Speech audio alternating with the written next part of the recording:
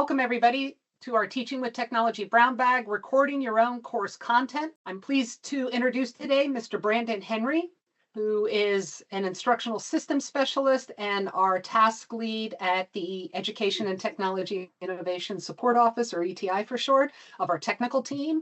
We also have Mr. Michael Gallagher, who is the medical illustrator for the ETI.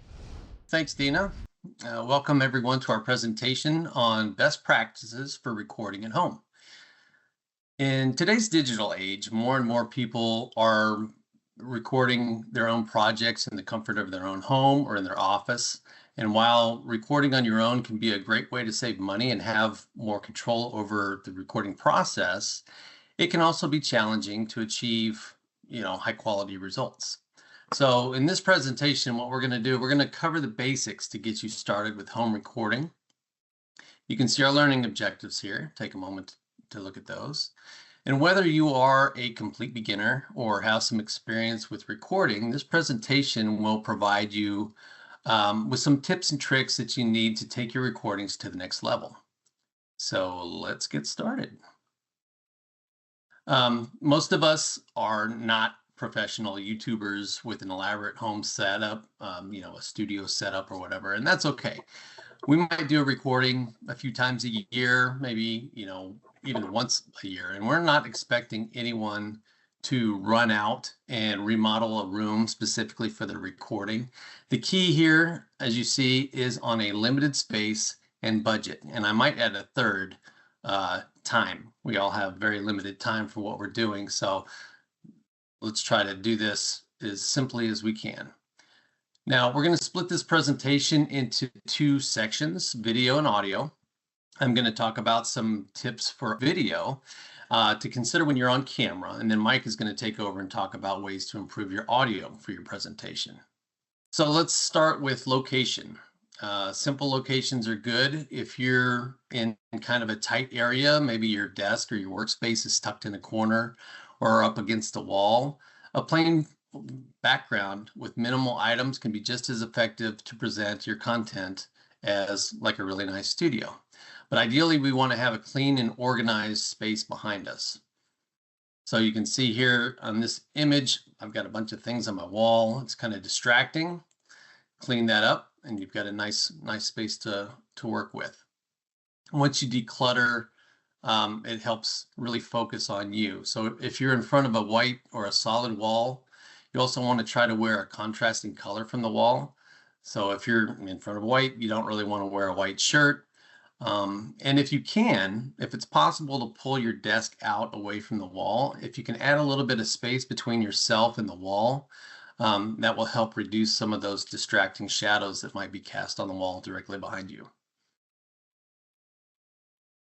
Now, if you find that you're absolutely unable to clean up or get away from the wall, you could always try to use some of the built-in virtual backgrounds. But I would suggest that when you do that, you try to find a background that matches the lighting color and intensity of your room. So the more light you can kind of project on yourself, the better the results will be. So you can see here, I've got two examples, two different backgrounds that kind of match my office space. Some might be a little darker, some might be a little lighter. If you can find something that looks like you fit in there, that's the best way to go. Now, as I mentioned, if you do have a little bit more room behind you, you want to kind of clean up your space and get rid of the clutter, and that will help your video look a little bit more aesthetically pleasing. So if you've got, some things that you can doctor it up, if you have a plain couch behind you, perhaps you could put like a nice colored pillow or a throw blanket on there. If you're in front of a bookshelf, just make sure it's kind of organized and not overflowing with tchotchkes. So in this image, you can see I have some things here behind me that are very distracting. When I clean that up, it helps frame me in the picture a little bit better. So if I jump backwards to that, just to show the before and after, getting rid of all of that clutter in the back also helps create like a silhouette of me, of a person, rather than just a big clump of kind of darkness behind there. Lighting's real important with video. One of the things you can do is if you have sort of a big window in your office or in your home, You can move your desk or your table or something to record on next to that window and use that as natural light. You may have to rotate kind of around the room to see which angle works best with your camera. One thing to caveat that though is you want to be careful though where the sun is. So if the sun is, bright in the sky or shining right into your window, that can cause a problem. That can cause you to overexpose your video and create hotspots, or what you see in this image, a washed out kind of white area with no detail. You want to try to avoid that as much as possible. You want to control the light as much as you can. And if you need to, you can get some extra lighting. They have all kinds of different little desktop and laptop light kits that you can get now. These are just a couple of example pictures of the types of lights that you can use with your laptop. And if you are experimenting with lamps, try them out in different areas of the room to see how it lights you in that particular area. Adding what's called pools of light. So you can see in the background here, I have a lamp. It's kind of creating a pool of light in the background, and that helps to add depth to the room that you're in. If you can, try to avoid direct overhead lights because those tend to create harsh shadows under your nose and under your eyes. And if you can't avoid the direct overhead lights, one of those light kits might help because that can help soften the shadows on your face. You can always use your computer camera or a cell phone if you're just trying to figure out areas of your house to find a spot to record in. You can, take a selfie with your cell phone, and that kind of gives you an idea how the light reacts in different areas of your house.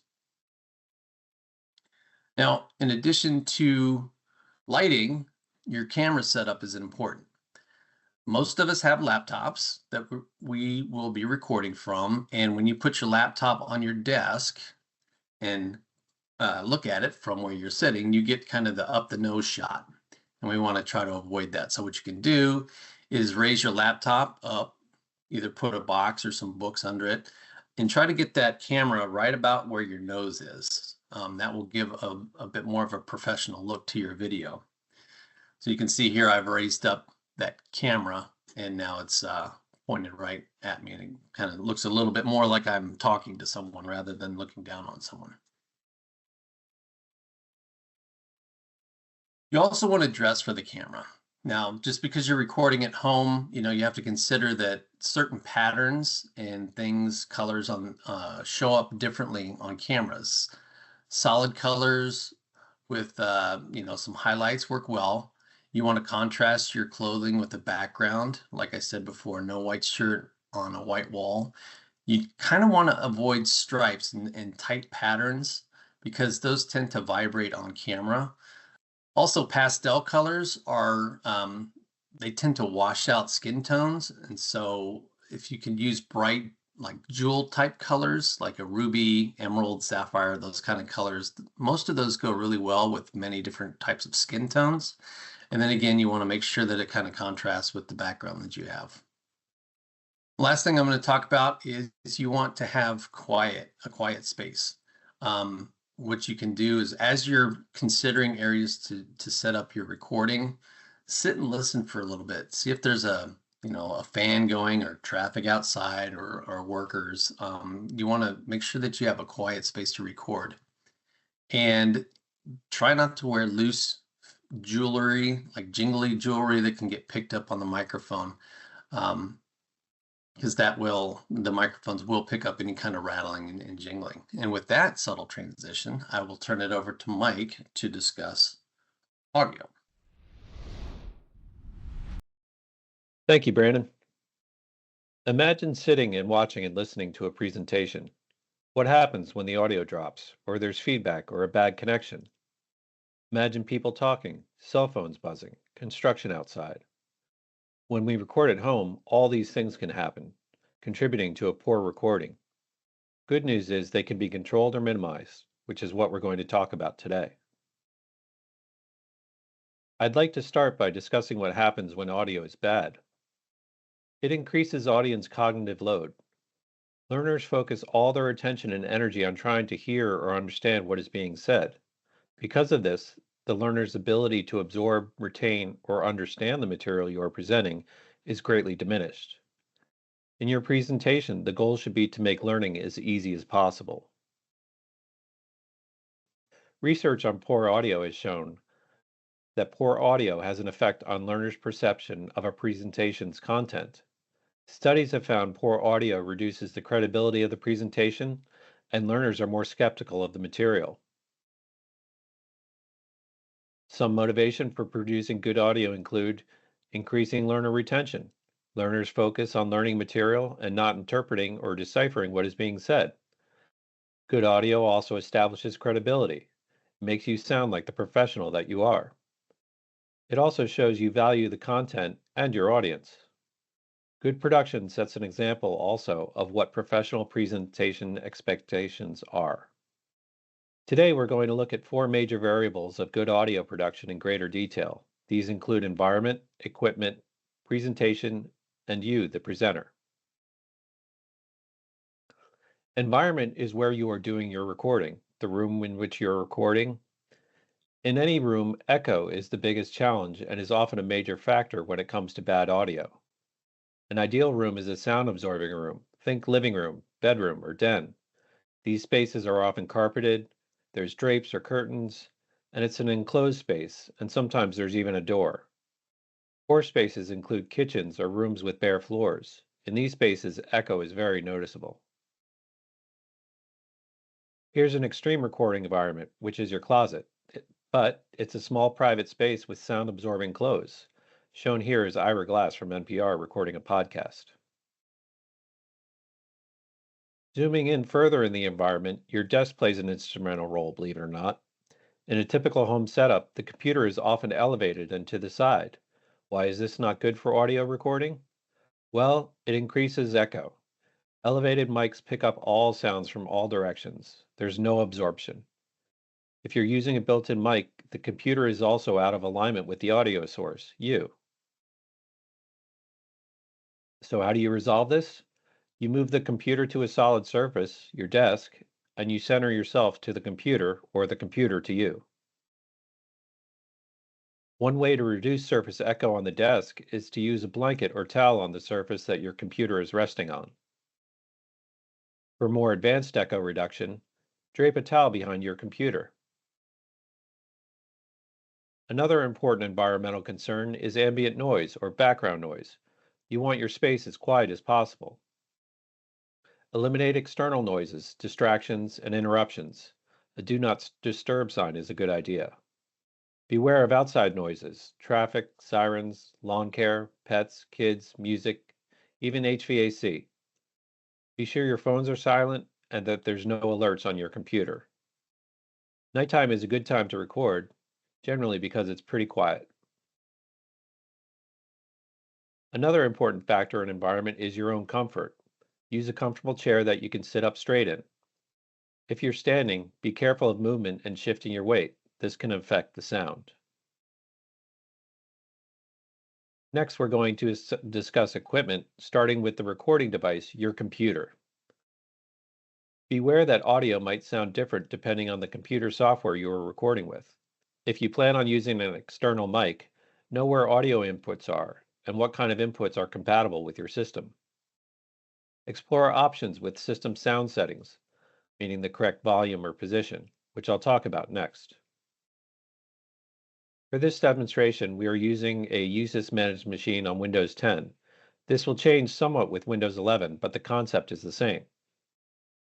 To get to sound settings, the easiest way is to use your search bar and type in sound, or you can go directly in System Settings, as shown here, and find sound on your menu. When you click sound, you should see in the white area, input is highlighted.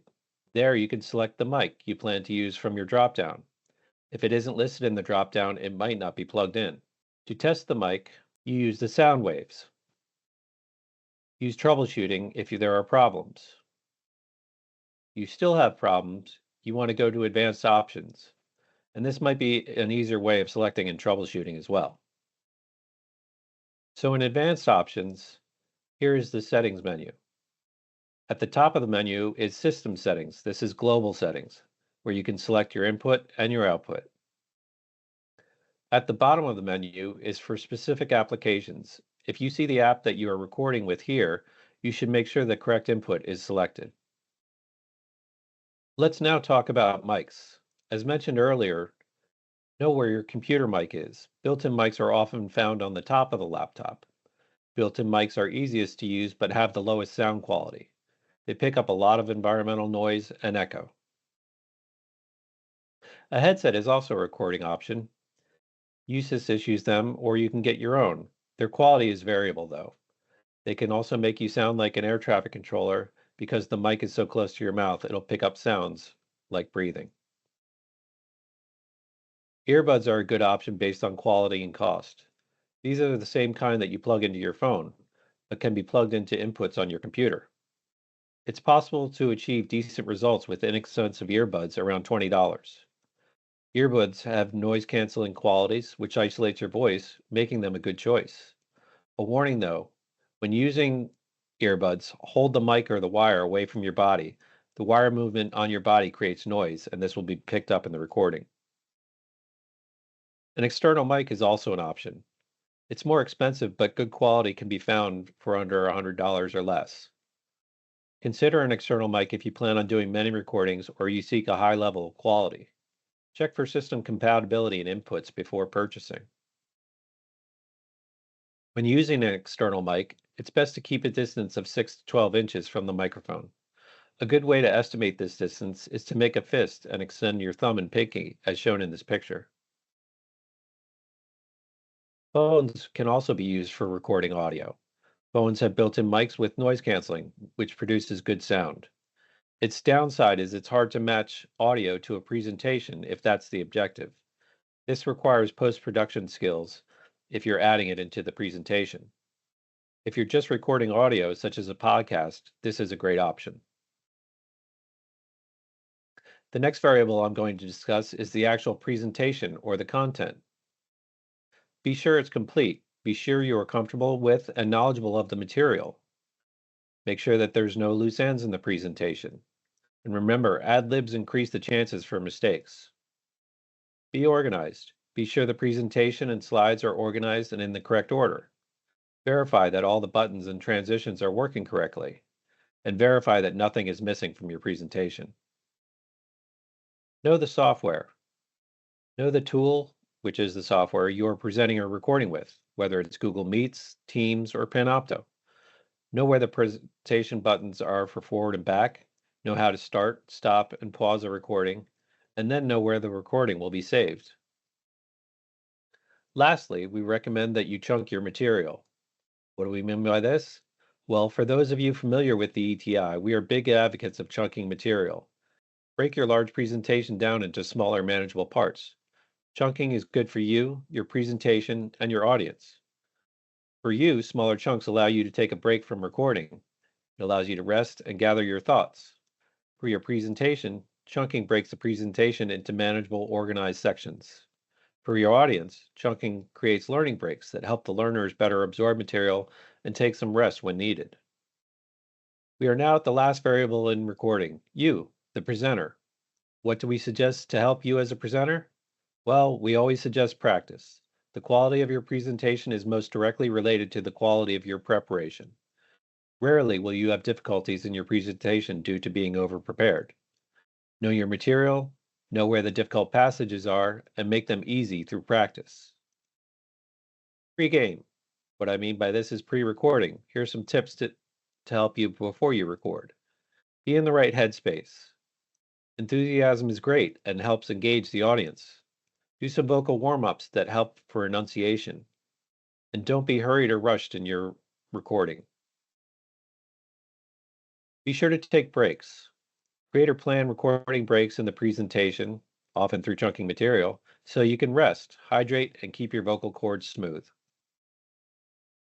Some additional tips include recording your session in one day or on the same day if possible. Vocals can vary from day to day, and dedicating a day to record ensures consistency. Use editing as a tool. We are not going to address specific software in this presentation because each package is unique, but it's very helpful to learn basic editing skills. If something goes wrong, like you flub a line, a wrong click in the presentation, retake from the end of the last good segment and edit as needed.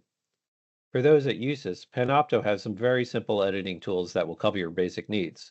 For more advanced editing assistance, you can contact the ETI for help. We also recommend recording a dry run. Set aside time to experiment with all that has been covered here: your environment, your equipment, the presentation, and the presenter. Using trial and error, dial it in to the point that you have the right setup that meets your needs.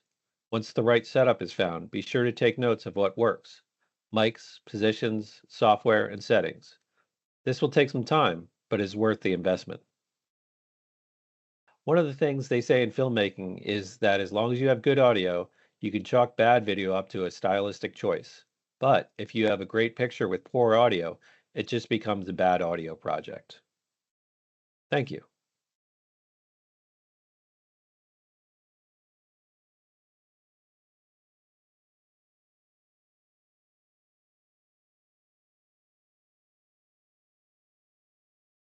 Thank you for watching today's Teaching with Technology Brown Bag session. You can view all Teaching with Technology Brown Bags on the USU YouTube channel under the full ETI playlist. Have a nice day.